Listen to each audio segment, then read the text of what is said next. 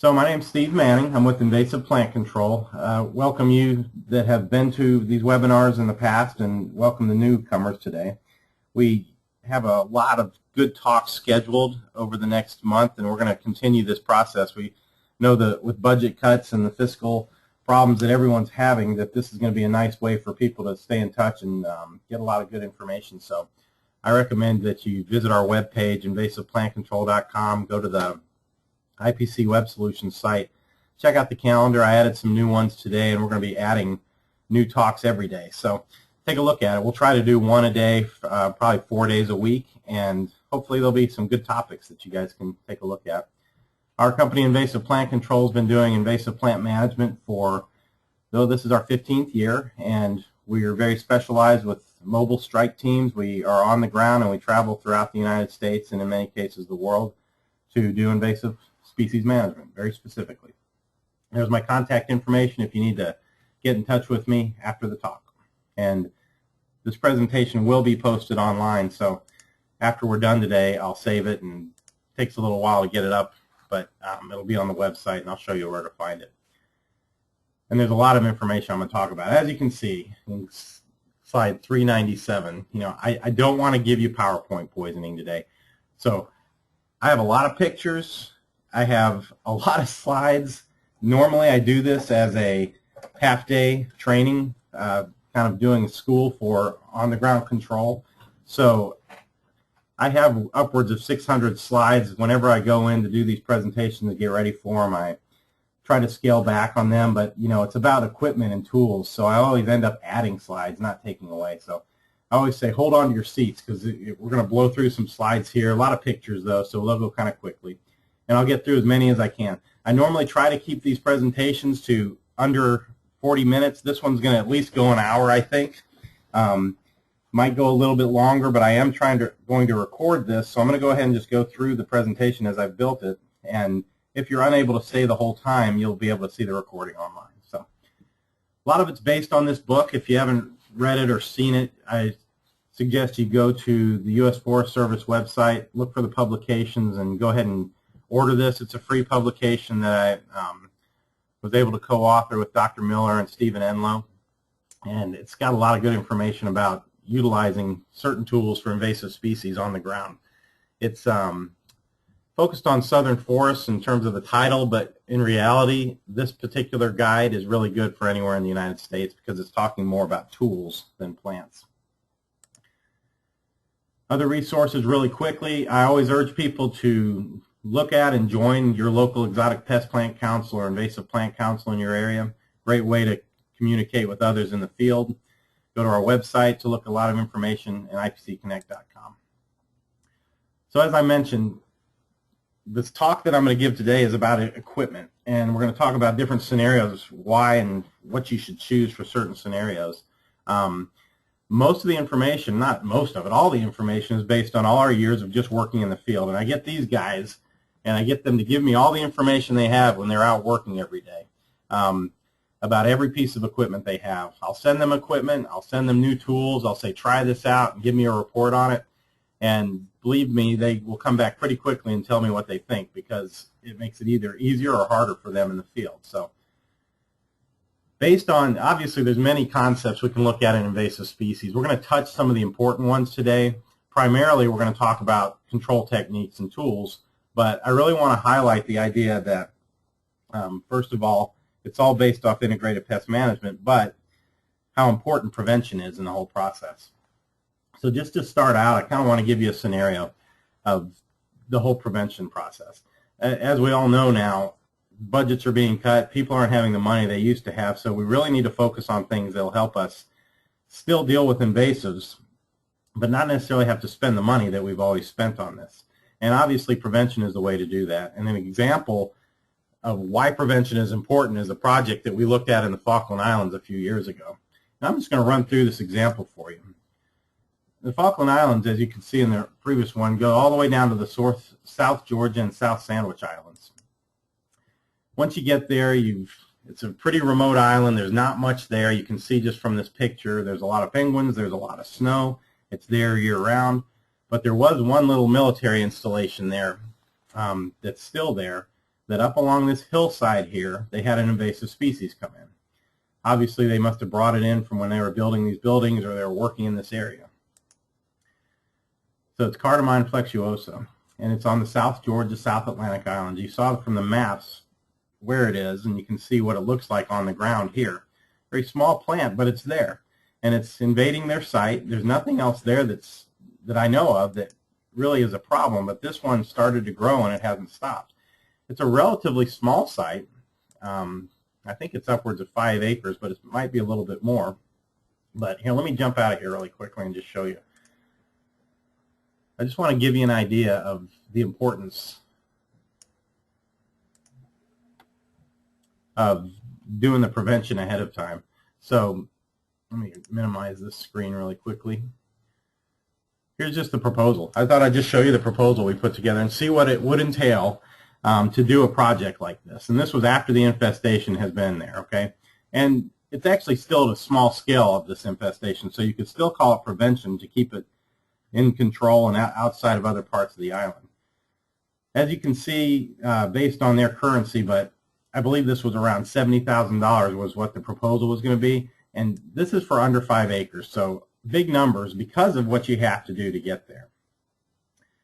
If you look here at the staffing recommendations, once you see why or where we have to go and how we have to get there, you'll realize you can't just go there with a small crew. You actually have to have backup because getting there is no easy task.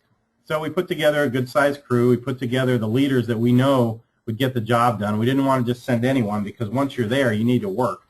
There's no coming home at the end of the day if you're not enjoying what you're doing. So part of it was also setting up long-term staffing considerations. How are they going to treat these sites when we're not there? Because it really is a task to get there. You know, what are the price projections and all that stuff? And then there's this timeline. So I want you to look at the timeline and see why prevention is important. If this plant had been prevented from getting there in the first place, this stuff wouldn't have been necessary. You can see here, this is just what it takes to get there. We would have had to have left on November 24th from Atlanta to Miami, taking a flight on LAN Airlines. Get to Santiago on Thursday, November 25th. Transfer to an airport hotel. Because of the flight schedules, we'd have to take a 2-night layover. Obviously, pay for lodging, food, all that stuff while you're there. On the 27th, on Saturday, then we take the flight from Santiago to Mount Pleasant on the same airline. Once you get there, you have another 2-night layover. Food, breakfast, whatever you have to have while you're there. You wait all the way until Monday, the 29th, and then you have to arrange to get the taxi. You have to go to embarkation, and you have to basically take a patrol ship over to these islands. So the patrol ships they just don't leave every day. You have to wait until they're ready to leave, and I believe it's once a month that they went out there. So you set up those arrangements, you get on the boat, and basically you cruise on a patrol ship from November 29th through December 3rd. And then finally, on Friday, December 3rd, you get to the site. So you started on November 24th. You're getting there on December 3rd. Okay, this doesn't even talk about how you're going to get your equipment and your chemicals and everything there that you need to use to treat the site. So you can just imagine, once you're there, you now have this window because that patrol ship is going to come back in about a month and take you back. And if you miss the patrol ship and you're not done with the work, then you have to stay an extra month before you can go back.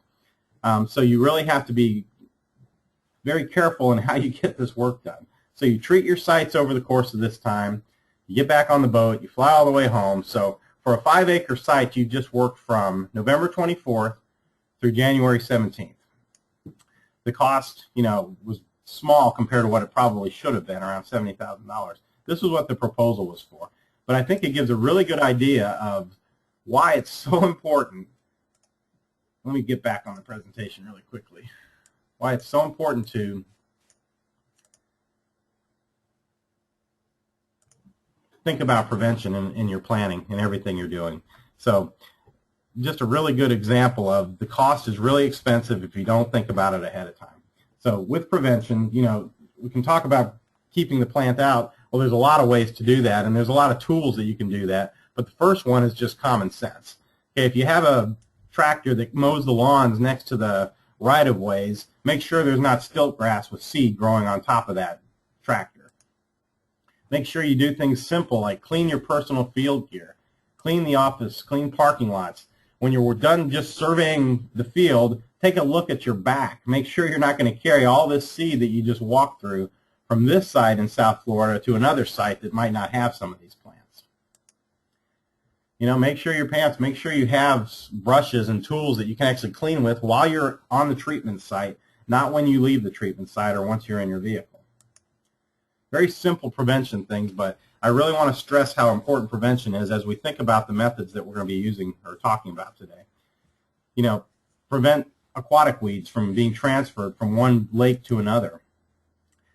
One of the webinars we've had and that we're going to have again in the future is one from Sheila Kennedy and Jennifer Vollmer. If you didn't get to see it, I suggest you come back because they have some neat new invasive species rinse off and reclaim systems. They have one now that actually uses herbicide to treat the weeds that are already on your vehicles. And if you'll see again, this is recorded, so you can look this up if you miss it. But go to the calendar, and the next one's on January 22nd that they're going to be doing. So I recommend you come back and take a look at that one while you're here. But that gives you some good ideas about prevention and what we're looking at. So when we're thinking about equipment and we're thinking about tools, and we know now that prevention is really important, I'm going to kind of base this talk off of 7 factors that affect your choice of method for control. And you can see them listed there. I'm going to go through them pretty quickly down to number 7, and we're going to spend more time on your choice for methodology.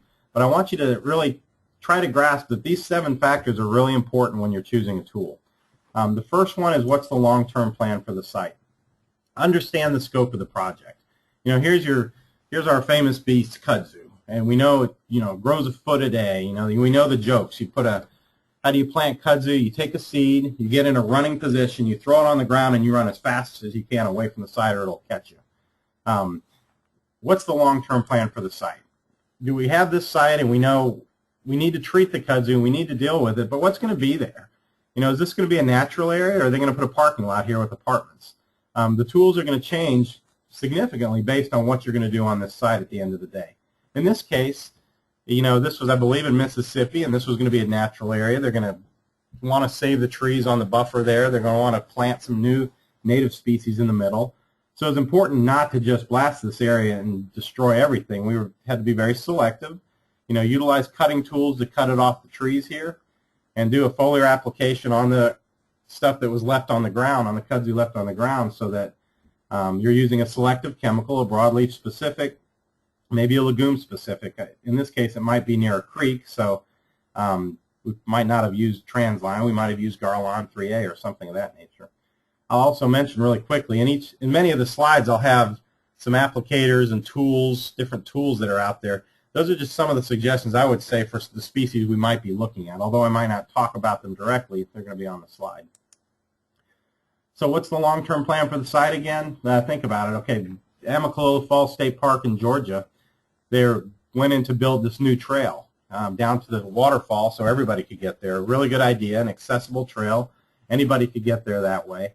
In the planning process, the long-term planning, they didn't quite think about keeping the seed out of microstesium. So in all this gravel source, stiltgrass came in, and now it's infesting a large portion of that park.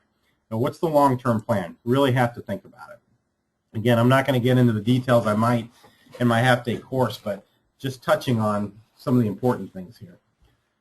So what's the need for selectivity? That's number 2.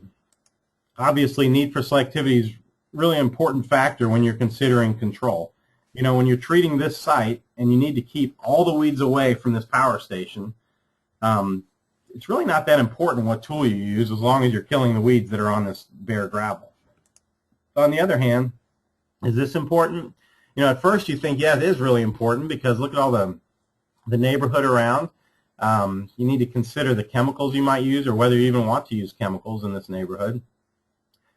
But on the other hand, it's not that selective of an area. This is pretty much 99% invasive plant on that vacant lot. So what are you going to do there? Are they going to build a house? Are they going to build an urban garden? What is it that they want to use that site for? Really need to think about it when you're choosing the tools that you're going to use there. And, considering selectivity is really important because you really want to make sure, as most of us know, we work in pristine natural areas. We don't want to just go in there and destroy everything. So it's really important, and we really stress this with our crews, to be selective by knowing your species. So if you're working on a patch of ailanthus, make sure you know what the sumac looks like. Make sure your applicator knows what the different plants look like. And when they do know what it looks like, look at the identification features. This is the sumac. This is the ailanthus. Is it Hercules Club? There's a lot of species that are lookalikes that you absolutely don't want to kill. You want to make sure that you're keeping those. You're actually bringing down the value of your property if you start taking out the native plants.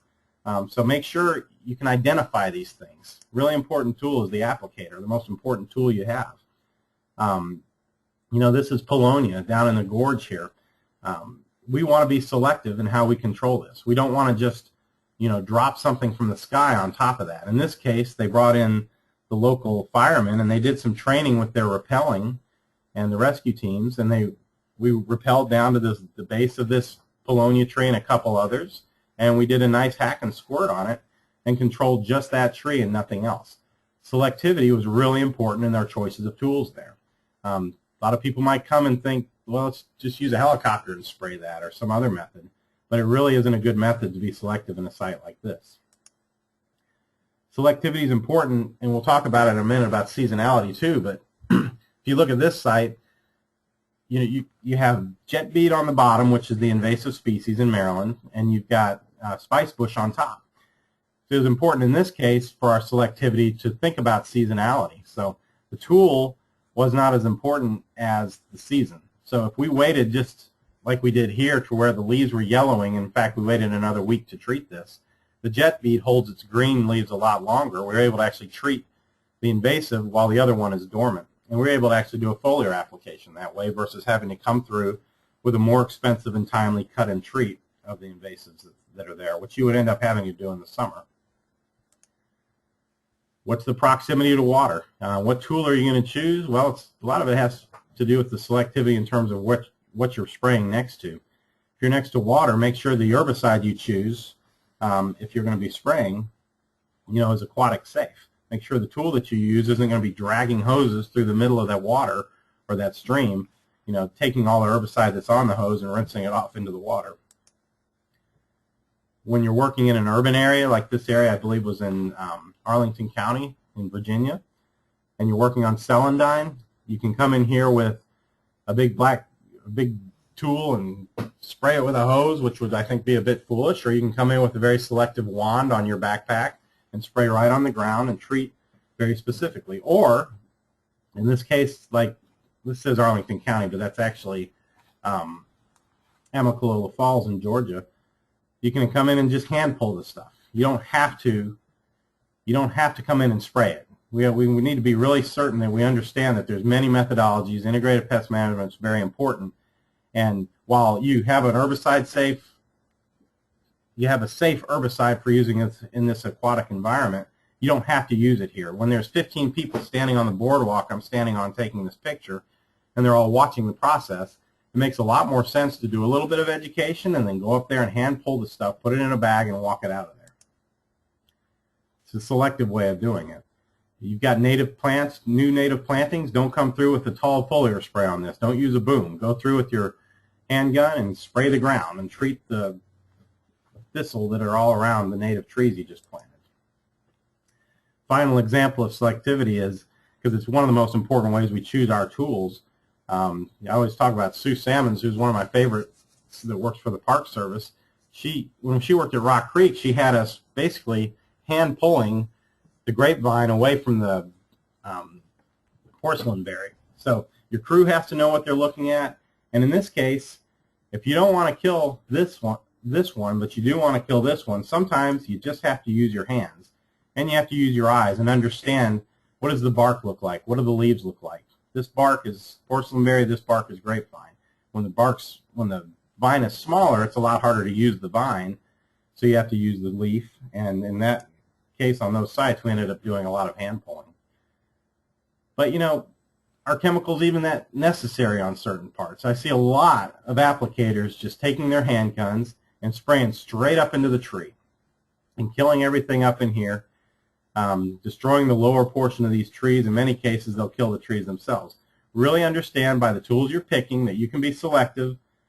Take one of these cutting tools, do like we do. Give it a haircut. In this case, it's porcelain berry. It works well for kudzu or other vines as well, oriental bittersweet. But give it a haircut. Get all the invasives on the ground, and then your selectivity is greater because you're treating stuff on the ground, not spraying it up in the air. You're not worrying about drift or anything of that nature. You can see the results. You kill what you want to kill, and you're much more selective. So number 3, what's the level of infestation? Make sure when you're picking your tool, it makes a big difference. If you have a level 5 or a high intensity area, I kind of like looking at levels of infestation. Just imagine people in a room. If you have a whole conference room and it's just jam-packed shoulder to shoulder, that's kind of like a level 5 if you were looking at plants in the same place. A level 1 would be 2 or 3 people walking around the room just cleaning up. And we need to understand that, because for a level 1, you can use much more selective methods and get it done a lot quicker than you would with a level 5 where you're starting with a lot more. Here's an example of what I might call level 3. You've maybe got 50% coverage of the invasive species in the understory. This becomes more of a level 4. As you can see, the understory bush honeysuckle starts to grow. And then this is more of a level 5 bush honeysuckle, where you really can't walk through there without the stem of bush honeysuckle being right in your face. So knowing this allows you to do a lot of things. It helps you estimate your cost, figure out the tool that you're going to use, which really affects the cost, and so on. Of course, you've got trees and vines and herbaceous and a lot of different types of species. The tree of heaven in the middle here might be a level 1, but this Sericea lespedeza all around this airfield would be a level 5. So your choice of tools is going to be, multiple tools on a site like this. You might be basil bark spraying this, or hack and squirt, while you're coming through and foliar spraying something like this with a selective chemical. Melaleuca, I don't know if I've ever seen a Melaleuca patch that was level 1, but you do, I guess, after your first or second treatments. This is a level 5 infestation of Melaleuca. This would be more of a level 1 infestation. Whenever you first treat this plant, though, it's generally level 5. Of course, here's a good example in South Florida where everything on the right, whether it's Australian pine or Melaleuca or Brazilian pepper, kind of constitutes a level 5 infestation, and a lot of different tools that would be required. In many cases, they might use a helicopter there. Whereas on the left, you might be using more backpack sprayers and walking through a site like that. So really understanding the intensity is really important. On a site like this, we weren't allowed to foliar spray this. We had to cut and treat it. So the cost goes up significantly, but the selectivity is pretty strong. So number 4, really quickly, I'm not going to get into this today, but you have to determine the cost. There's a lot of different ways to determine the cost of a project. We can talk about that in a different presentation. What type of labor is suitable for that site? Labor is important because there's certain labor, like volunteers, that might not be able to use chainsaws or chemicals on your site. So you have to understand that they might be best suited in a level 1 or 2 infestation, and the tools they can use might be more the manual tools we'll talk about. In-house labor, they could do up to level 5, but most of the time it's not all they do. So they kind of stick in the level 1 through 3 or low to medium range. And then, of course, contract labor and people that are dedicated to this, or like a strike team for the Fish and Wildlife Service or the EPMT for the Park Service, they would be at any level they can work on. There's other types of labor too, if you think about it. NC State University, pitted their goats versus our crew to see who could kind of do the best. Of course, the goats had a nice little tent with shade, and they were given water and stuff like that. And our crews were given water, but I don't think we gave them a tent with shade. At the end of the day, obviously, it's more efficient for the humans to do it and more selective for the humans to do it, but it's a really good educational tool and a good way to do certain projects when you're dealing with invasive species when you use goats. This would be a level 5. The type of labor, would you send a volunteer in here? Probably not. This is where you'd want to use your professional teams of some sort. Same with this one. Obviously, you put a volunteer in here, you're either going to lose them and never find them again, or you're going to lose them because they work for a couple hours and say, look, I can't do this and I'll never come back. You have to be really careful the tools you choose and the sites you choose for control. Okay, so seasonality, I talked a little bit about that with the jet bead, but just another quick example at Gettysburg, when you're treating garlic mustard, or anywhere you're treating garlic mustard, you need to treat it in the right season. You can come in here in the fall and treat the rosettes, but you're not going to get the same control as you will if you're treating it in the spring. You could dig all this up, but where are you going to put the dirt? What are you going to do with it? So think about the seasonality. It's important to know that garlic mustard needs to be treated in the spring, right before it seeds, when it first flowers. So seasonality was really quickly touched on that, and I'm going to jump now into the choice of methodology. So keep all those in mind. What's the long-term plan for the site? What's the need for selectivity, level of infestation, cost of the project, type of labor that you're going to use, and the seasonality, because all those factors really play into the type of tool that you're going to choose. Now, we're going to really jump in now and really spend the rest of the talk talking about some of the equipment that might be used. At the end of the talk, I've got about another 100 slides I'm not going to show today that I'll be showing in a different talk that really focus on aquatic invasives and the tools that are out there for aquatics. And I urge you guys to keep an eye on the calendar. I'll probably do that in March, but do a talk about aquatic tools as well. We're going to stick to the on-the-ground tools right now, the terrestrial type tools. You know, the first thing you have to think about is how you're going to get there and how you're going to bring all your tools there.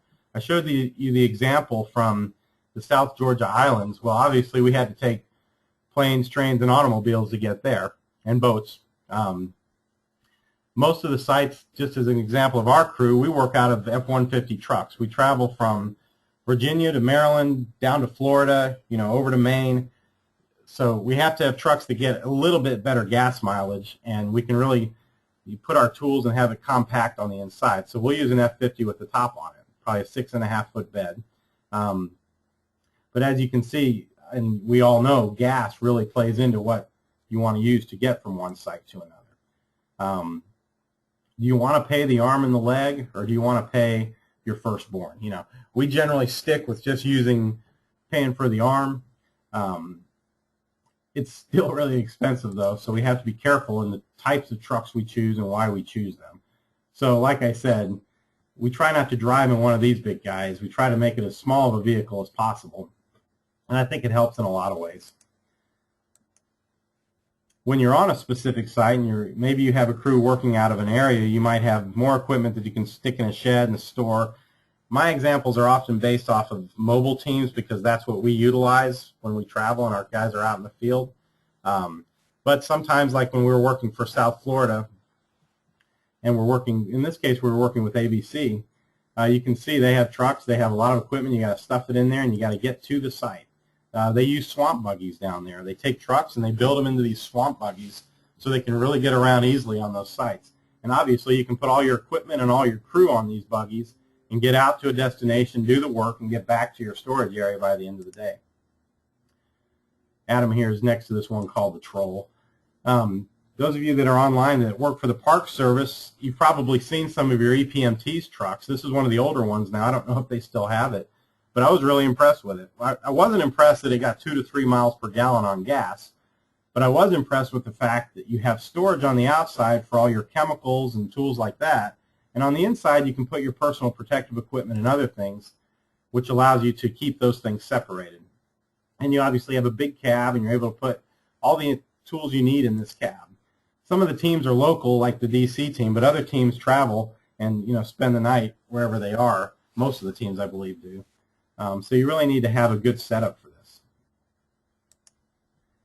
Other sites we work on, we might just be doing a survey or taking crews to a site, or in this case, we were overseeing another company's crews. So we have to have some type of amphibious vehicle. In this case, we're doing some of the on-the-ground work at Loxahatchee.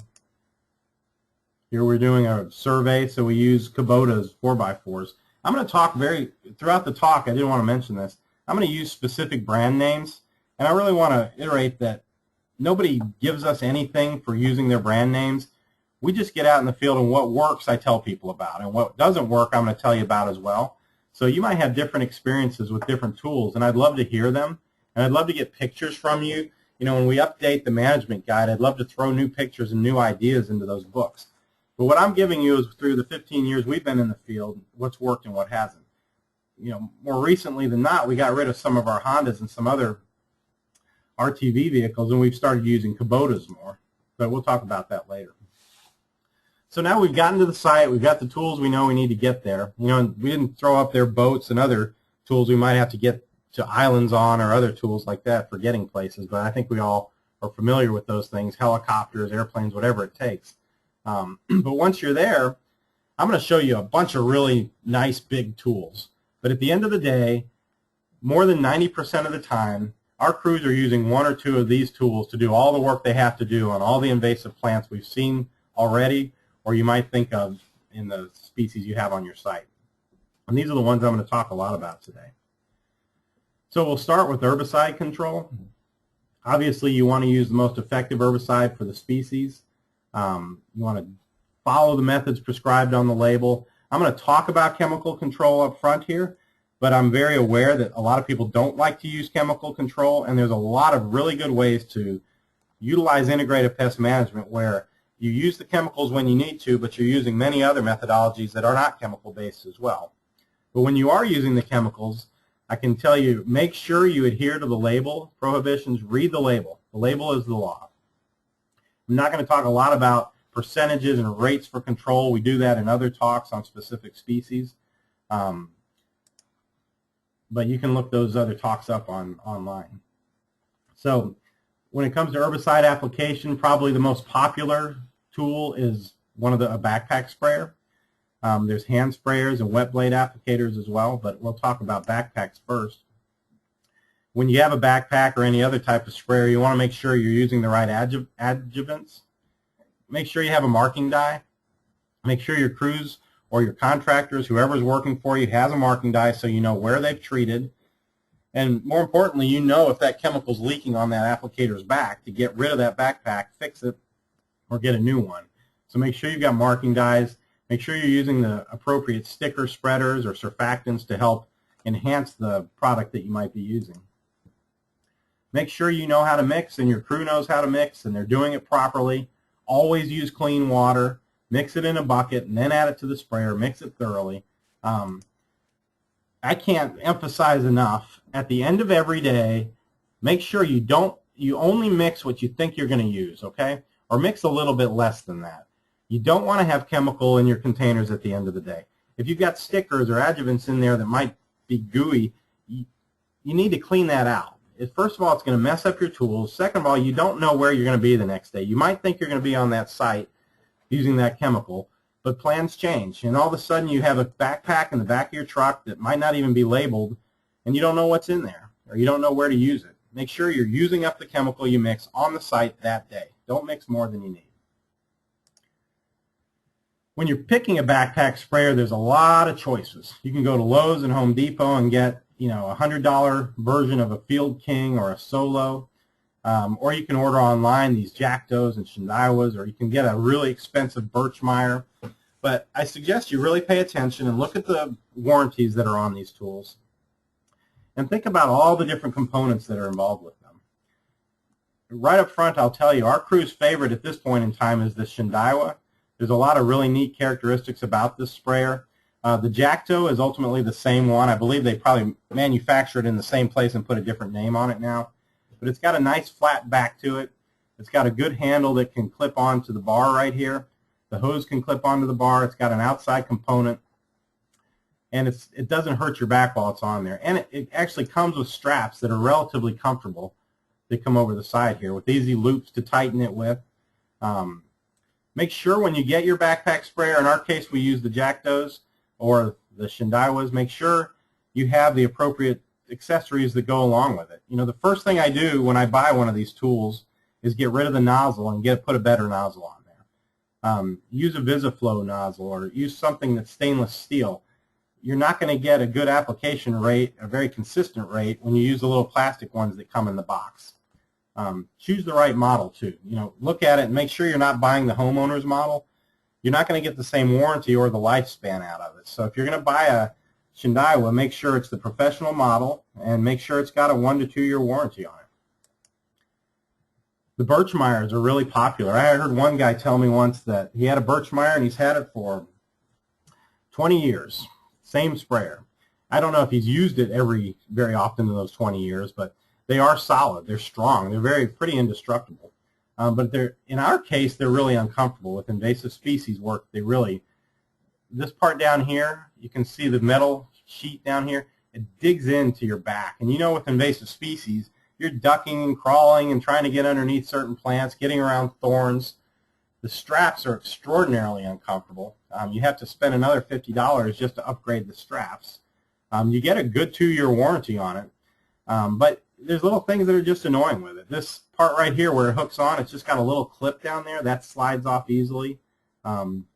So while the Birchmire is really good and it lasts a long time, don't be fooled. You know, you spend $100 or so on the Shindaiwa, and you're going to get a similar warranty with a tool that's much more comfortable. And the Birchmires end up in our barn, and the Shindaiwas end up in the back of their trucks so they can work with them every day. Choose the correct nozzle. Choose the stainless steel or the VisiFlow, in my opinion. Make sure you've got this right spray angle.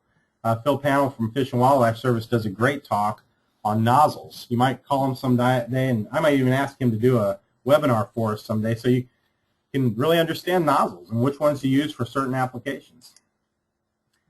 Make sure your backpack sprayer has the right accessories. Say, for instance, you're working in Phragmites.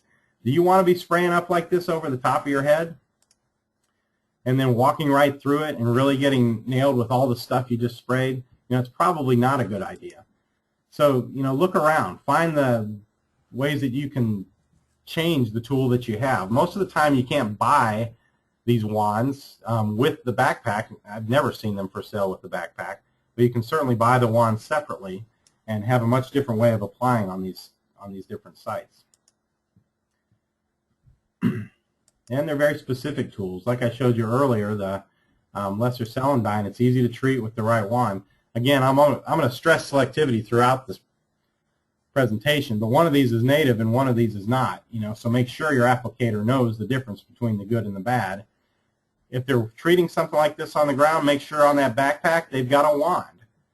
With that wand, they can reach right down onto the plant to treat the plant. With a handgun, they'd be spraying from their hip, and they'd be doing a lot wider spray and treating things they don't need to treat. On the other hand, on a site like this where you're treating Vinca minor or Vinca major, it's about 100% ground cover, so you can use more of a handgun sprayer. Your backpacks are good for using in the growing season. You can also use them to put down pre-emergence. This is a good example of what a pre-emergent looks like on some projects in Pennsylvania. You know, you can get creative. You can put a Pepsi cup on here, cover the native plant, spray all around it, or you can buy the tools that come with some of these sprayers where you can actually have a cover for it that comes with it. But there's ways of being selective, but ultimately it's this guy up here. It's the guy doing the application. You know, if he wanted to, he could just walk back and forth and do a wide swath spray here and hit everything, or he can just target the English ivy and the spots where the English ivy is. You know, purple loosestrife, whatever it is you're treating, just make sure you're able to have the right tool to do it with that backpack. Melaleuca, foliar spray it, limeberry. You know, the site in the Virgin Islands for the Park Service, we treated with backpack sprayers. We didn't have a hose and sprayer to come along here, although it might have been beneficial on a site like this. You can see how beneficial the backpacks were working on this guinea grass. Some before and afters with the backpacks 2 weeks after treatment. Backpacks also allow you to do basal sprays. Again, a nice selective way of treating, say, an ailanthus tree.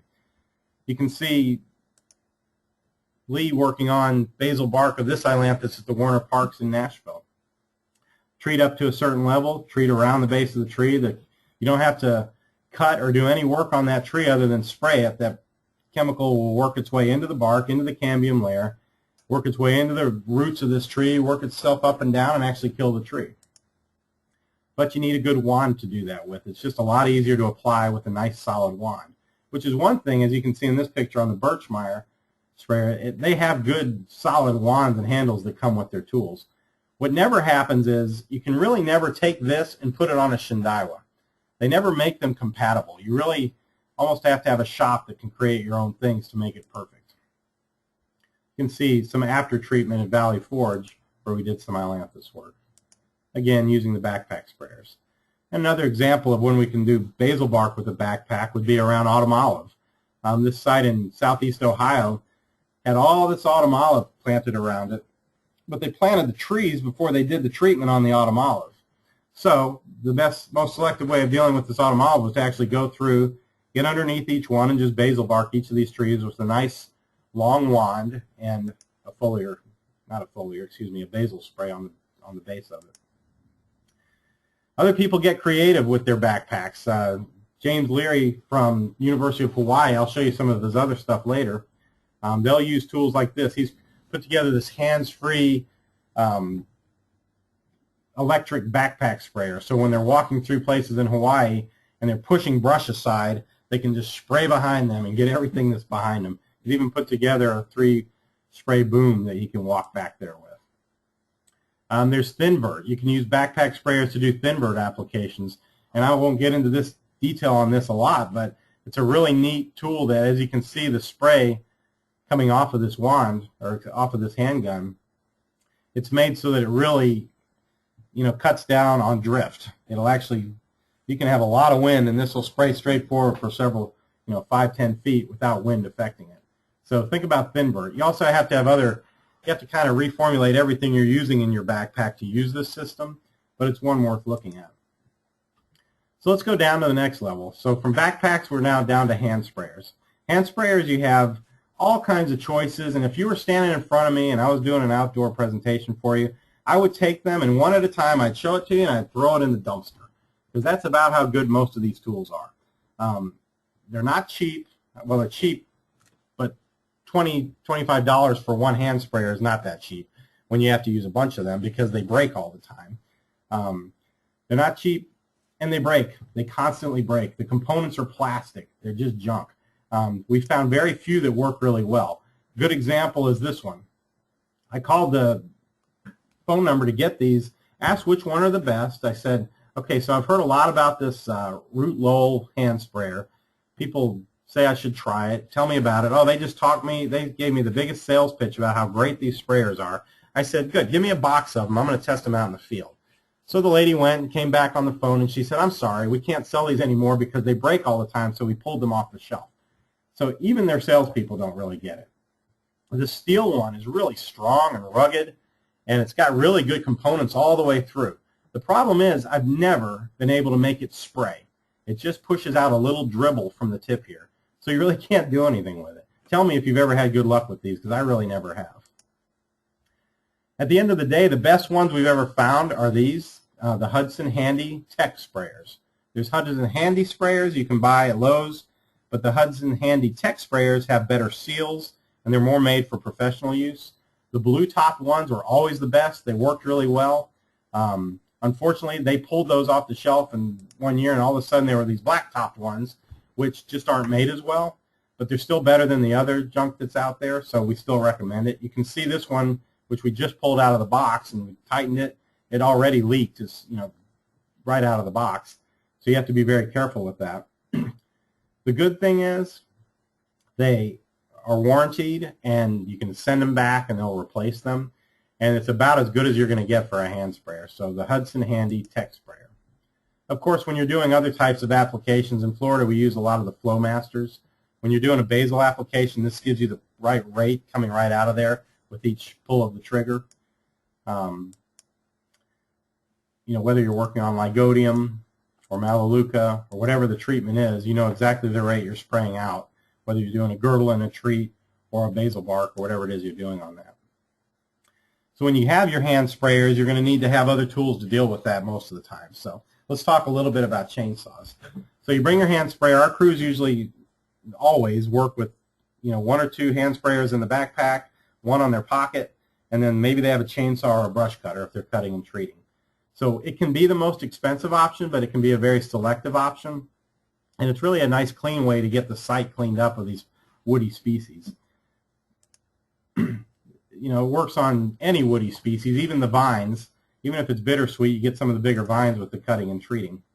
You can see you want to cut it low to the ground. Make sure you're getting down into that cambium layer make sure you're spraying the cambium layer after you've cut it. You don't want to cut it too high because the chemical is going to have further go in the plant that you're trying to treat. We always, like I said, we try all the different brands. You know, I hear people say, try Husqvarna, try Shindaiwa, try Robin, all these different models of different chainsaws. They're the best in the world. Well, at the end of the day, it really comes back to steel. Those are the ones that we get in the last 8-9 years. The Steel 200T has always been the best model. It's kind of the tree surgeon saw. It's the one when you see people climbing trees. It's the most lightweight, powerful saw they have. When we buy these saws, we generally get rid of the 14-inch bar, and we put a 12-inch bar on them because you really don't need a larger bar for a lot of the work that we do. It's got all the safety features and everything you need. These have a lot more plastic components, and they break a lot easier, and they don't last as long. So what I usually do is I'll ask some of our crew. At times I'll say, hey, you've been using these tools. Tell me what you think about it. Well, one problem that came out this year with the steel was, while we still like it the best, they stopped making the MS200T, and they started making this MS201T. Well, here's what I'll get back from a crew. I asked Martin to put this together for me yesterday because it's a relatively new saw that they came out with. You can see they'll put down the good, and you can see the balance is pretty identical. They did some replacements that actually helps it and upgrades it. It runs longer on 1 tank of fuel. They have a winter and summer setting for different conditions. Well, that's the good. The bad, unfortunately, outweigh the good. The emissions requirements, unfortunately, are really killing our chainsaws.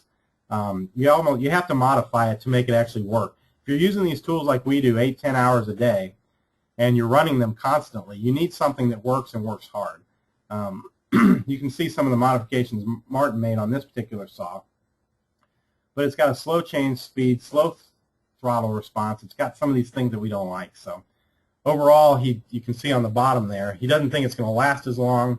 And his suggestion is that he's going to go find the other crew leaders on our team and take their MS200Ts. He likes those so much compared to the 201Ts. But at the end of the day, as far as I can find, it's still the most lightweight, powerful saw out there. I would just suggest if you have a chance, get that MS200T if it's still at your shop. You don't really need a lot of these bigger ones, but they're certainly available for the bigger stuff. When you're buying your tools, make sure the chain you buy, you're dealing with a lot of woody species that are kind of tough to get through. Make sure you're asking for the aggressive chain. You know, safety features are great, but if you have a chainsaw user that really knows what they're doing, get the aggressive chain. It'll last longer, and it'll cut through the stuff we deal with invasives a lot faster than the other ones. There's other chainsaws available. I haven't tried this one. This is the battery-operated Oregon saw. I'm sure it works well. I doubt seriously it works if you try to use it too much throughout the course of a day. But that's when you start. You can see our guy here with his hand sprayer we talked about, all his safety equipment on, doing a cutting and treat. Maybe that's autumn olive there. Here's an example that James Okerson gave me a long time ago. One of their crew cutting a ailanthus treat. Now that's a big ailanthus. That's a big cambium layer. But it's cutting and treating, and it's a good example, I guess. You can see that when you spray the chemical on, you can see it's low to the ground, and the cambium layer is treated. When the sump is big enough, you don't have to use your spray for the whole thing. You can save herbicide by just treating the area where the herbicide needs to go. Again, low to the ground, wipe off the debris. This is where your error occurs. I'm going to re-emphasize this. Don't cut it too high. If you get it that high, look what happens. You put the herbicide on, you're still going to get regrowth coming out of the sides of it because the herbicide doesn't get down into the root system like it should. So just take that other cut, take it down to the next level, and get the herbicide on where it belongs. You might use the chainsaw for girdling. You might be using it on salt cedar. You might have to girdle and treat this particular species to get it controlled. We use it on bamboo a lot. Those light saws are really good for, say, we're working on the slopes in Pittsburgh for the city or a land trust. Getting up and down these hills, you really need to have equipment that's lighter and easier to use. So that's some of the before and after of what the chainsaw and just a small hand sprayer can do for you on certain sites. This is with bush honeysuckle here in Nashville. You know, it's just after 3-4 hour treatment, can really knock out a level 5 infestation pretty quickly. So, the next up is the brush cutter. So you've gotten the chainsaw, now you're dealing with brush cutters. A lot of different choices out there with brush cutters in the same way. You've got the Robin, you've got the Shindawa, you've got different tools. Again, we go with the steel. We recommend the FS250 trimmer. The FS250 is kind of the top of the line weed trimmer. You don't need to get the brush cutter. This is the low-end brush cutter. This costs $1,200. This might cost $400. The brush cutters just keep going up in price, but you don't need that much tool for invasive species. Stick with this one. Get the handlebars, take off the weed trimmer part, and put on a blade. We recommend the circular saw blade. This one can be sharpened. It costs about $10 more, but you can sharpen this thing 4 or 5 times throughout the life of it, and it'll run constantly throughout the day if you don't beat it against rocks. This one's $10 cheaper, and it cuts well for about 20 minutes, and then it gets dull, and then you can't sharpen it anymore. So stick with the circular saw blade. Get a good harness to go with your brush cutter. Some of the components of the steel just make it nice. You've got easy access to your carburetor. You've got easy access to the gas. You can see it even looks cheap on the Shindawas and the Robin and the Husqvarna ones. They just got cheap plastic tools that really break when you're walking through weedy areas. The handlebars are great to have. They can fold down when you're transporting these tools. These are better with the loop handle when you're getting into really tight areas, but most of the time the handlebars work the best. And then you can see the results. You cut, you treat it with that hand sprayer you've got in your pocket. I want to emphasize, cut 2 or 3 stems and treat it quickly. Don't cut this ½ acre and then come back and try to treat the stems. Cut it and treat it immediately, or you're going to lose stems, you're going to miss treatments. It's a lot more efficient to cut it and treat it, and just move through a site like that. You can see it in action. Cut it as low to the ground just like you did with the chainsaw, and then just reach down with that hand sprayer and treat the stump. Works on a lot of different species. Oftentimes you'll want to carry 2 hand sprayers and just use different marking dyes for different chemicals, because this plant needed to be treated with a different chemical than the one that's with the red marking dye. So this applicator doesn't have to make 2 trips through here. He can cut it, treat it, just pull out the right bottle off of his pocket. And again, that's one of the tools you'll use more than any while you're out in the field, the chainsaws and those brush cutters and just the small hand sprayers. Let's move on now to hack and squirt. So you're using chemicals in the hack and squirt, and it's really simple. We like the Hudson sprayers for the hack and squirts, and like I said, you can use the Spray Master, and just has a good metered flow on these. We don't necessarily use hatchets anymore. When we went to Florida for the first time, we were suggested that we use machetes for a lot of the work. Well, we put these back in the truck for most of what we did and use the brush cutters, but we did pull them out whenever we need to do hack and squirt now, because they're really good tools for that. So just like with the chainsaw, I had my guys do a test on these, so I bought a bunch of them and said, find out the one that works the best. So the number 1 was the Cold Steel Bolo. It's the best all around, good weight, sharpens easily, handles large enough. So just look that up online if you want to buy these tools. There's not a significant price difference, but making your crew comfortable while they're in the field is really important. So it seems simple, but think about it while you're doing it. And you can see the breakdown on the ones he did and didn't like. Like this one, you just can't sharpen it well. Some of these make better knives than they do other blades. So they're able to use it so that they can actually lay it down on the cut and spray on top of the blade, and that allows them to get the herbicide directly into the cut area. So let's talk about other selective herbicide application equipment. And I know we've been almost an hour now. Like I warned you up front, if you guys came in late, just to let you know, I'm going to run this as long as it takes me. I've cut a lot of the presentation. It's normally a half day, but I'm recording it, so I'm going to just keep going through the presentation. If you have to jump off, go back to our website in a day or two, and you'll find the presentation in its full. You can watch the rest of it. I don't know if you've heard of herbicide ballistic technology yet, but this is just great. James Leary from the University of Hawaii has developed this whole concept where they actually put paint or herbicide in paintballs, and he sent me the label yesterday. They've got it labeled and everything now, and they're able to shoot the paintballs in areas you just can't access directly at the area here, and just basils treat that whole plant. You can check out this YouTube. Again, this will be online, so you can just pause it and write down that YouTube link. A really nice rendition is there. But they'll go up in a helicopter, and they'll go around and treat areas in Hawaii that are just almost impossible to access. I'm not going to go into the details of that, but his contact information is here. And I'll also say, just to let you know, he's going to do 2 webinars, one on the 25th of January. You can register at our website, invasiveplantcontrol.com, or February 22nd. So we kind of try to get everyone on Eastern time and Pacific time covered. But he's going to go through his, basically, put it in simple terms, just paintballs with chemicals. He's going to go through how that becomes herbicide ballistic technology and how it works from the helicopter platform. It's really kind of cool. Other tools that are out there that are creative and neat but don't necessarily work, like this hypo hatchet, where the chemical comes out of this bottle. You can see it kind of just softly sits in there and pops out all the time while you're trying to work. Gravity, basically, the swing of the axe there, takes the herbicide from the bottle through this pipe up into the hatchet, and every time you whack it on the tree, the herbicide comes out and into the cut area. Unfortunately, as you all know, when you're working on invasives in the forest, you're running through vines and sticker bushes and everything, and this little tube here just becomes a real hassle. And it's always popping out, and it's always, spitting herbicide everywhere. There's ways to modify it and clip it on there, but at the end of the day, it really is much more of a hassle than it's worth. I believe it costs around $250. Kind of a neat concept, but unless you're doing stuff that really doesn't take a lot of getting into the backcountry, I wouldn't recommend it.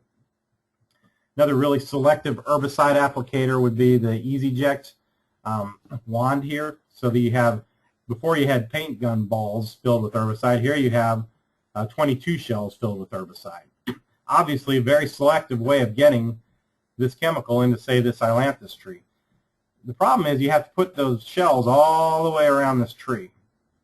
And at the end of the day, I've never had a lot of good success with it. It doesn't really kill the tree. It knocks it back and it pushes it back a little bit, but it doesn't do half of what you can do with just a hack and squirt on the same tree. And you're left with these 22 shells stuck in the in the plant there. So when you're cutting this down at some point, you've got to deal with that as well. But you can see it's labeled. You can get it with Garlon, and you can get it with glyphosate. You just load them in there into the canister, and then you just work your way around the tree, popping them in there. Another tool that I think a lot of people are trying to use, because it really is a selective way of getting the herbicide into the plant, is injection. We have been using this for some of the work we were doing up in New York. I don't always recommend it because I think it's hard to track exactly. I think they're using too much chemical per acre when you do this method. You really have to, for instance, using on knotweed, you can see you inject it in here, and then the herbicide comes down through there and into the cut area, and you fill this up. At the end of the day, you're just using a lot more herbicide per acre than you really should. So it's not necessarily the best method in terms of quantity of herbicide that you end up using. It is obviously a very selective method for doing the treatment. Now, I don't think I could keep my staff on staff long if I had them going into Phragmites patches with these little injection guns all the time. What a task that would be to go through every stem in there and treat each stem. But it's done in a lot of cases, and again, you can see how it fills it up. You can fill up that area after you, in this case, use a hand clipper, cut it off, and fill up the cut area. And that's what all these stems have been treated in that way. Then it gets down into the root system that way. Of course, you have to deal with the debris that's laying there, and what are you going to do with that after you're done with this project as well? And, on a site like this, it's not as easy to use for this Phragmites. So this might be more of a foliar application. And you can see foliar applications work with the right chemical. They're very selective. So it's just, you really have to think about how you're using that. One thing that Jim Bean from BSF showed me a long time ago was this comparison too. When you're applying glyphosate or any other chemical on Japanese knotweed with the injection gun, you're applying 18 gallons of herbicide per acre. When you're doing a foliar application with something like Habitat, you're applying 0.2 gallons per acre. So you really have to consider, it might seem more selective, But at the end of the day, it's really not because of the chemicals that you're using. Well, didn't mean to do that. Excuse me while I back out of this graph. There we go. Stop it. So do you inject or spray? Here's another chart he gave me showing the cost. So if you're doing rodeo and you're doing the stem injection, you're doing about $10,500 per acre of chemical, where if you're using habitat, you're doing about $200 per acre. So obviously it affects the cost as well. If you look at the percentage control on some of the treatment sites, this also got about 15% versus 95% control. So it might look selective, but it isn't always as selective as you want it to be. Another way of applying chemicals selectively that people have devised are the wet blades.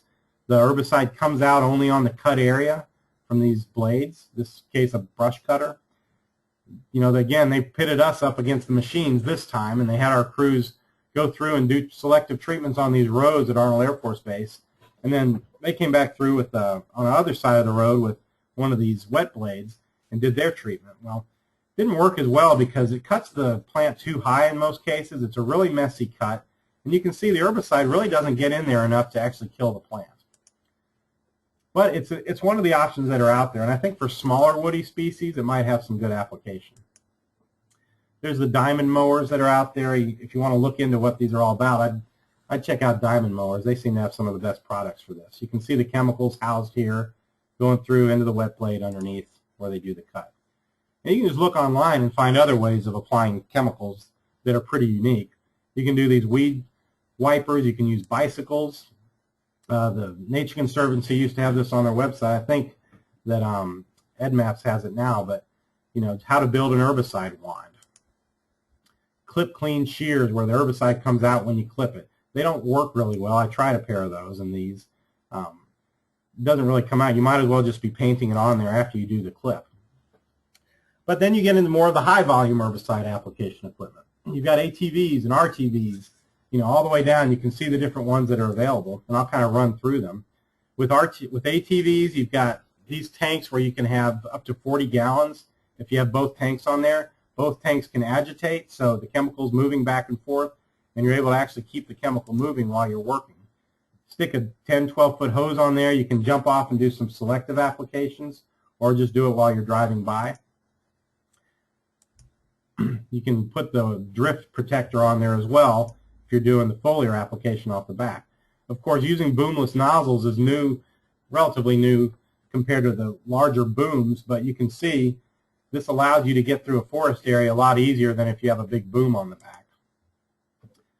When you're using the RTV, you can have a nice 300-foot hose, which when you're working on a kudzu patch like the initial one we saw, it's really important to have something like that on there.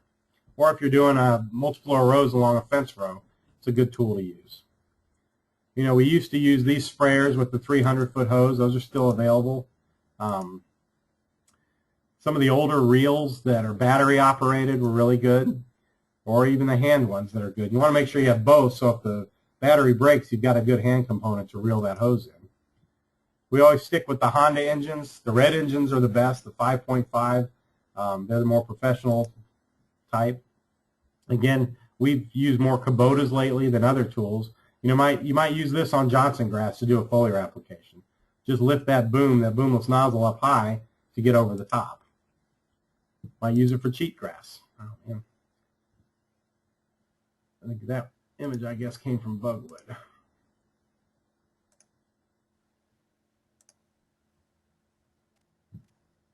Excuse me, it seems like I pushed the wrong button there. There we go.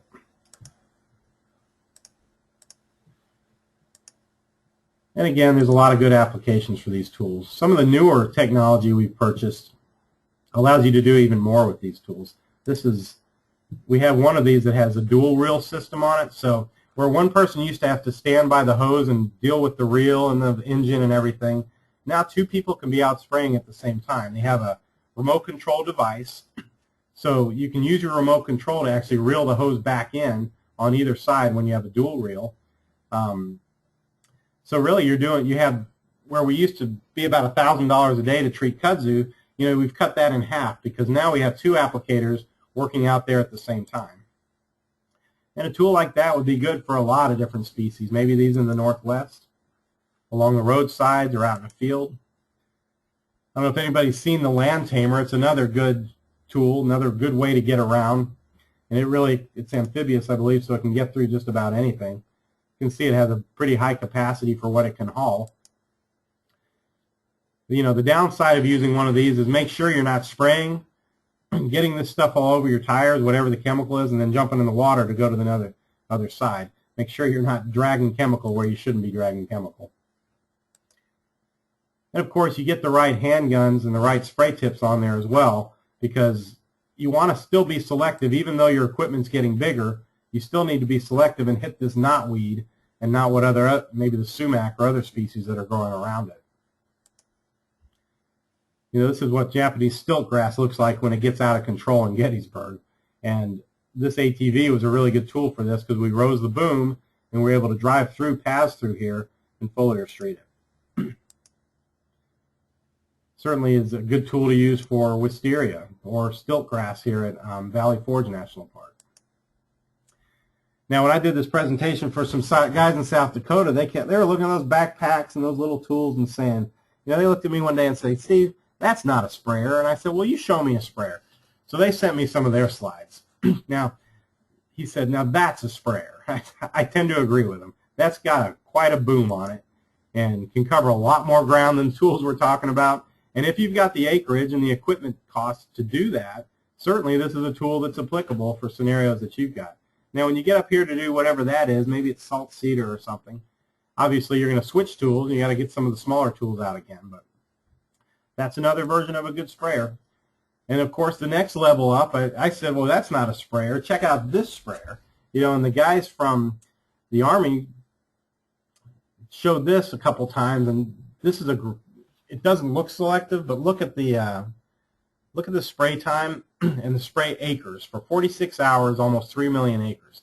Obviously, you're not going to use this on a half-acre patch of English ivy in Chattanooga, but there are certain applications where this can be used on weedy species as well. They obviously use it for insects, but they also do weeds as well. So it's worth kind of getting in touch with these guys if you have acreage that needs to be covered, large acreage.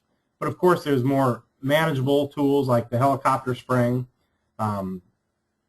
Really neat way to just land on top of the truck, refuel their herbicide, and then get back out and do very selective spraying. If you haven't seen helicopter spraying, with GPS technology, it's just amazing how they can use the wind and everything and just drop that chemical right on the spot they want and stop it right where they want. And it's a really effective way to treat a lot of species in different places. Another tool, Timber Mark with air induction. This is something CPS Timberland had put together. Jennifer Vollmer shared these slides with me. But it takes these old tree marking tools where they go around and mark timber stands, and they've converted it to where it holds chemical and it sprays chemical now. So you can actually take a helicopter, you know, bring that component down, and you can see how selective it can be as well. You've also got larger spray equipment like this that are very non-selective, but in this case in Pennsylvania, I guess they thought it was necessary to foliar spray everything along the side of the highway. You know, maybe it would be a good tool for autumn olive along these roadways. Maybe ailanthus in this case. I don't know how they're differentiating between ailanthus and sumac. Maybe they didn't care here, but just to give you an example of some of the tools that are out there. Now let's jump down a level. Let's go down. Now we've talked about all the chemicals and a lot of the big and small tools that are available. Let me spend about 10 minutes talking about some of the mechanical tools that are out there. You've got digging tools, girdling tools, mattocks, hand clippers, cutting tools. A lot of those steel components you can buy and actually take off the cutting tool part, the blade, and just attach one of these tools, which are really good in a lot of situations. So you can see here where you just take it off at this point, attach the one that you want on there, and now you've got your mechanical. So where you might still be using herbicide on a site like this, you're suddenly doing integrated pest management because you're doing half of this treatment mechanically now. You're doing the cutting. You might go in and cut through an area like this before you even treat the stumps, or you might do the haircut we talked about earlier, where you're treating the edges around the desirable trees and treating everything on the ground. You You can see through there. There's English ivy and other things there, but you're able to get all this down and now treat your invasive species that are on the ground with these tools. So mechanically, that's just one of the cutting tools. There's many cutting tools, obviously, you can use. Some of the leverage tools that are out there, this is the extractigator. This is the weed wrench. I think most people are familiar with that. This is a honeysuckle popper. This is called a root jack. These are all the competitors that have come out against these guys. We recommend the extractigator now. We've had trouble getting these tools. It's just a bit of a hassle. And the extractigator is actually a really good tool, but you can see it's a leverage tool. It's really good for volunteers. Works well with these medium size, and in some cases larger size, multi-stem species. Take a group of AmeriCorps like we did here with some mattocks and a weed wrench, and they can knock out a nice patch of bush honeysuckle in an afternoon. But you always have to carry that mattock, because see what happens here with these leverage tools, as you pull the root, it always breaks the root. So you want to make sure you've got a way to dig that root out after you've done the pull. Here's the root jack. Same thing. It works on a lot smaller plants. I don't know that it's worth the investment. And you can see it still leaves roots that are broken, so you've got to bring the mattock back in. Again, the extractigator is the one I recommend. It's one of the lighter ones. It's very well built, and the guys that sell it are really easy to work with. It's extractigator.com. The bush honeysuckle popper, I'd love for the guy to come show me how this works really well. It's a really heavy, bulky tool. You really put a lot of effort into using it. I would probably go with the weed wrench or the extractigator before I'd use that one. Of course, there's talons. There's cattail knives for doing the cutting. We bought this ringer. It's a relatively expensive tool for being that small, but it's a great way to just girdle a tree if that's all you have to do. It's small. We've never had to replace the blade in all the demonstrations we've used it for. And it just rings the tree and does a nice quick girdle with that little blade. We found it useful on Norway maple treatments in the Pittsburgh area. And then, you've got lopping shears. Go down to the basics. But just make sure you're cutting it low to the ground whenever you're doing any of these treatments and any of these cutting. And then we cut it again up here so that we can see if anything's growing up again when we're doing our maintenance. It's good for Oriental bittersweet. Some non-selective mechanical methods. Mulching machines. If you've never seen these in action, those blades will cut through anything. They're very expensive. You can buy them for $200,000 or more. You can take a Bobcat and turn it into a mulching machine for cheaper, but you can see what it does. It literally turns all this. This is the size trees they've just gone through with this tool. Drive through it, and it just mulches it down to pretty much dirt at that point. It's a great way to clear big patches of stuff when you're not wanting to be selective. This could be called selective, but it's still a big tool. You have to take this claw basically and use a Bobcat and pull the plant out of the ground. A lot of different tools like this out there on the market. This one's called the tree terminator, kind of like what you might see in a logging operation, but at a smaller scale. So it goes through, it uses these blades to chop it, and then you can apply the herbicide on the place that's been cut. Other non-selective might be goats. We talked about that earlier. They're great, but they're not selective in what they eat necessarily. And then you've got cultural control. Won't get into a lot of this, but you've got prescribed burning. You've got water level manipulation.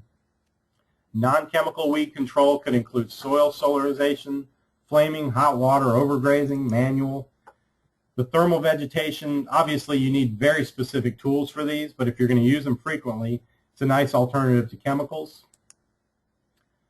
We had the Waipuna guys come out to a North Carolina Department of Defense workshop and do a demonstration for us. It's a really slow process, but the hot water comes out and, basically treats everything that you're treating. You have to walk really slowly, and you've always got the risk of the hot water coming out of there and affecting the applicator, but it's another choice. In Carborough, I believe on their right-of-ways, they're not allowed to use anything but the hot water. They can't use chemicals there. There's steam weed control. There's bigger and smaller tools. You can see the results of using a tool like that. Chemical-free. You're going to have the hand backpack version. You can see this with the hose and the steam treatments there. People like to use the backpack torches or the handheld torch kits. I don't like my applicators walking around with these canisters of fuel spraying fire on the ground where we're working. Quite a risk for forest fires, but a lot of people like to use those in certain scenarios and these different flaming tools. Now, really quickly, these guys from City of Eugene, Eric Wold and Jesse Carey Hobbs, did a really nice presentation once. I asked if I could use a couple slides a while back just to show you these are the kind of things that they think about when they're doing some mechanical control. Because a lot of people, don't want to use chemicals. So they really have put a lot of effort into figuring out the best way to do things like controlling ivy by hand. They call it subtractive restoration. They take it away, and over the course of time, just naturally, the native species came back in where the English ivy was. Their estimates were that it costs $3,000 to $7,000 an acre to do the initial hand pulling, whereas the spraying might be $500 an acre. So it's a big cost issue, but if you have volunteers that are willing to do it, it might be a good project for them. And they also did it on blackberries there, which I thought was really interesting. Another person to talk to is Rachel Felice with the No Ivy League in Portland. They also do a lot of the hand pulling of English ivy, and you can see some of the before and after of the work they've done. And of course, we'll do the same thing. If we're walking along a path here and you don't want to treat something with a chemical, you can always hand pull stiltgrass. Up in New York, they were doing hand pulling of purple loosestrife this summer. You can see all the bags that these volunteers and these, I think it was AmeriCorps that we worked with, got together by the end of the day. When you mess something up like we've done in the past, you end up coming back and having to hand clip the seeds to get rid of them if you've missed a certain area that you needed to treat, which really emphasizes being thorough in your initial treatment. Cut it off, bag it, and take it out of there. In this case, part of our Massachusetts work was actually hand pulling garlic mustard and getting it out of there. So while it's more labor intensive and more costly, it certainly gets rid of the need for chemicals.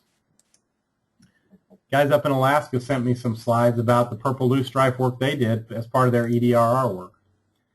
And in this site in Anchorage, they were able to control the loosestrife and get it out of there. Of course, they still have to pay attention to what's growing in town. And then you've got organic weed management. And this is the last section here. So mulching, plastic films don't always work, but you can use gravel, mulch, a lot of different tools to take care of it this way. Obviously, it's expensive, and as you can see in this site, it doesn't always work either. If you don't maintain that site and really watch that film, you're going to get the knotweed coming up. And at the end of the day, you end up with a nice plastic tarp on your ground. Chaining, flooding, again, goats. A lot of good options out there for control. So I'm going to end it with this, okay? We're working at a site in Pittsburgh, and it's a city park, and I'm cutting a bush honeysuckle, and right in the multi-stem, there's this hand grenade. Okay, I didn't see it. I was cutting. I actually cut halfway through the plant, and I saw something that looked like a rock, so I stopped because I was about to hit it.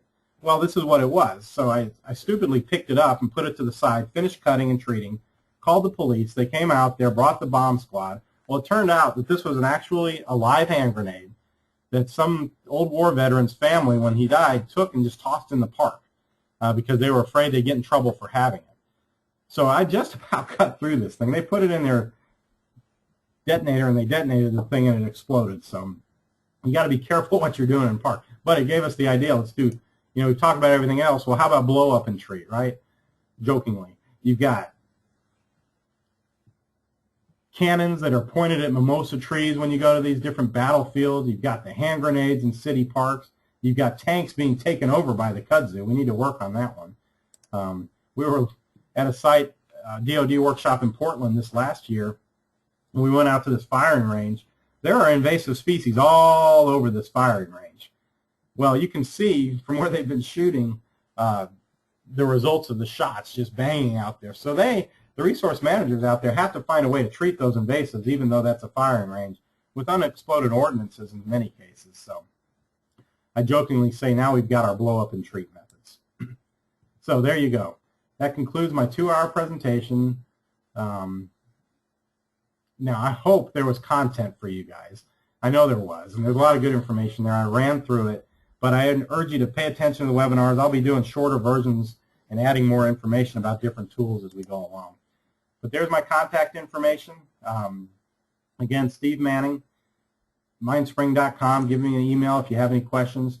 Like I said, the next 100 slides are about aquatics, and I'm going to be doing those aquatics talks coming up soon. So let me get back up here.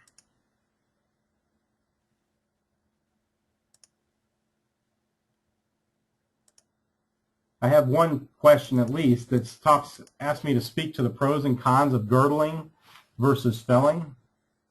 Well, a lot of the girdling we do is done when we're out in a natural area where they don't want to take the trees down, and you actually leave those plants up for wildlife use.